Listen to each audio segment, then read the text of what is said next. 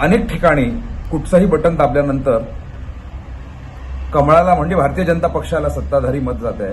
अशा अनेक केसेस आल्या, अशा अनेक बातम्या सुद्धा आल्या आणि म्हणून लोकांमध्ये तेव्हापासून आतापर्यंत भारतीय जनता पक्षाच्या सरकारच्या कालावधीमध्ये जो काही सरकारशी निवडणूक आयोगाशी संपर्क केलेला आहे, कम्युनिकेशन केलेलं आहे, त्याची समाधानकारक उत्तरं मिळत नाही.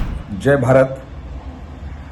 गेल्या 3 आठवड्यापूर्वी भारतीय निवडणूक आयोगाने आपल्या देशातल्या सगळ्यात मोठ्या निवडणुका म्हणजे लोकसभेच्या निवडणुका जाहीर केलेल्या आहेत आणि या संदर्भात जी पूर्ण प्रक्रिया आहे, कशा पद्धतीने होणार आहे, ईव्हीएमच्या माध्यमातून, व्हीव्हीपॅट आणि इतर जी युनिट्स आहेत त्याच्या माध्यमातून पूर्ण प्रक्रिया राबवली जाणार आहे.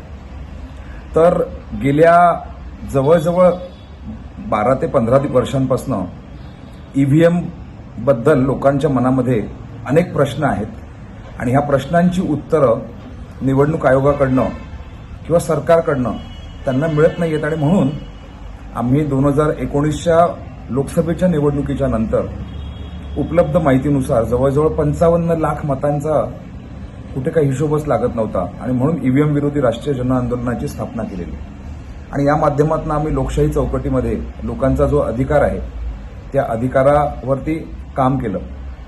आता या संदर्भात अनेक जण कोर्टात सुद्धा गेलेले आणि मग कोर्टाने 2013 साली केंद्रीय निवडणूक आयोगाला सांगितलेलं की जो मतदार आहे तो जे मत देतो ते नक्की कुठच्या उमेदवाराला जातं हा त्याचा अधिकार आहे. त्याच्यामुळे तुम्ही लवकरात लवकर व्हीव्हीपॅट मशीन्स म्हणजे प्रिंटर्स वापरा जेणेकरून त्याला कळेल मत कोणाला जात आहे. दुर्दैवाने 2014च्या निवडणुकांमध्ये व्हीव्हीपॅट मशीन्स म्हणजेच प्रिंटर्सची उपलब्धता कमी होती आणि म्हणून मग केंद्रीय निवडणूक आयोगाने त्या निवडणुका विदाऊट व्हीव्हीपॅट घेतल्या. आता 2019 साली सुद्धा ज्या निवडणुका घेण्यात आल्या त्यावेळेस अनेक ठिकाणी कुठचंही बटन दाबल्यानंतर कमळाला म्हणजे भारतीय जनता पक्षाला सत्ताधारी मत जात आहे. अशा अनेक केसेस आल्या, अशा अनेक बातम्या सुद्धा आल्या आणि म्हणून लोकांमध्ये तेव्हापासून आतापर्यंत भारतीय जनता पक्षाच्या सरकारच्या कालावधीमध्ये जो काही सरकारशी निवडणूक आयोगाशी संपर्क केलेला आहे, कम्युनिकेशन केलेलं आहे, त्याची समाधानकारक उत्तरं मिळत नाही आहेत आणि म्हणून मग या संदर्भातच दिल्लीतले एक वकील आहेत त्यांनी न्यायालयात अर्ज दाखल केला. इंडिया आघाडीच्या घटक पक्षांनी सुद्धा सरकारला सांगितलं की ईव्हीएमची प्रक्रिया जी आहे त्या प्रक्रियेतनं लोकांचा विश्वास नाहीये, त्यामुळे व्हीव्हीपॅट जे आहे मशीन त्याच्यात येणाऱ्या सगळ्या ज्या मतपत्रिका आहेत त्याची पण जर मोजणी झाली 100% तर एक लोकांच्या प्रश्नाला उत्तर मिळेल आणि लोकांचा विश्वास बसेल या न्याय प्रक्रियेवरती. परंतु केंद्रीय निवडणूक आयोगाने इंडिया आघाडीच्या विरोधी पक्षाच्या नेत्यांच्या पत्राला केराची टोपली नेहमीप्रमाणे दाखवली, त्याला काही उत्तरच दिलं नाही.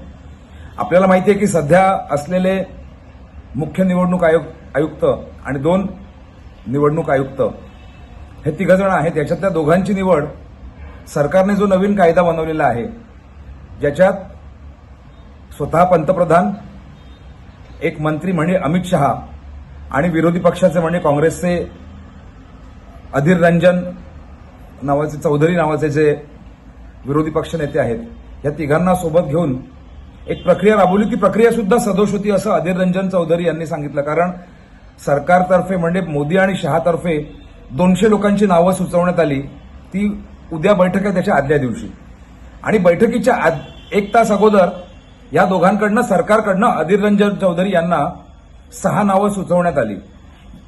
देशाची निवडणूक प्रक्रिया राबवणाऱ्या 2 महत्वाच्या आयुक्तांची जर नेमणूक करायची प्रक्रिया सुद्धा जर अशा पद्धतीने होत असेल तर ही प्रक्रियेवरती सर्वसामान्य माणसांमध्ये, सर्वसामान्य जनतेमध्ये अनेक प्रश्न निर्माण होतात. निवडणूक आयोग काय उत्तर देत नाही, भाजप सरकार पण देत नाही आणि म्हणून दिल्लीतील एक वकील यांनी माननीय सर्वोच्च न्यायालयामध्ये एक याचिका केली. अरुण कुमार असं त्या वकिलांचं नाव आहे, अरुण कुमार अग्रवाल, आणि त्यांच्या याचिकेच्या आधारे कालच माननीय सुप्रीम कोर्टाने निवडणूक आयोगाला सांगितलेलं आहे, एक नोटीस पाठवलेली आहे आणि त्यांनी सांगितलेलं आहे की 100% व्हीव्हीपॅटच्या संदर्भात म्हणजे मतमोजणी झाली पाहिजे या संदर्भात यांची याचिका आहे. तर येई नोटीसच्या माध्यमातून आम्हाला या प्रश्नाचं उत्तर द्या.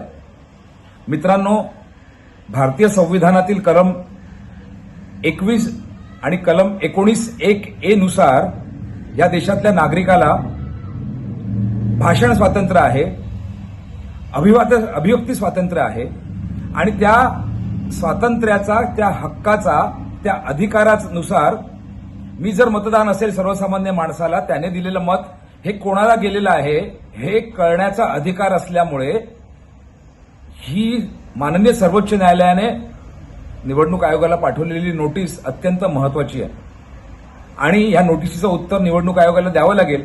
आणि जर 100% व्हीव्हीपॅट मशीन्सवरती त्या स्लिप्सचं पण काउंटिंग जर झालं तर मला असं वाटतं की खऱ्या अर्थाने या देशातील निवडणूक प्रक्रिया अत्यंत पारदर्शकपणे होईल आणि लोकांचा या प्रक्रियेवरती विश्वास बसेल असं मला वाटतं.